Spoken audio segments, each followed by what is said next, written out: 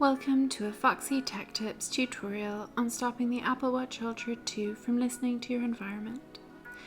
If you find this tutorial helpful, please consider subscribing to my channel and liking the video. When this setting is enabled, your watch will listen to your environment and warn you about sounds that are dangerously loud for your ears. The watch won't save any of these sounds. If you would like to turn this setting off, then follow the next steps. Tap the digital crown to open the app menu. Then tap the settings cog to open settings. Scroll down the settings and tap privacy and security.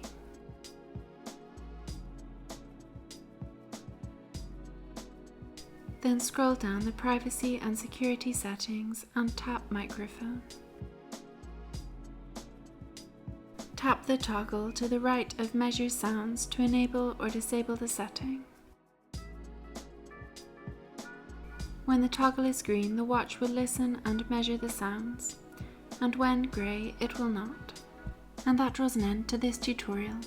Please like the video if you found it helpful and subscribe to Foxy Tech Tips for more Apple Watch Ultra tips and tricks.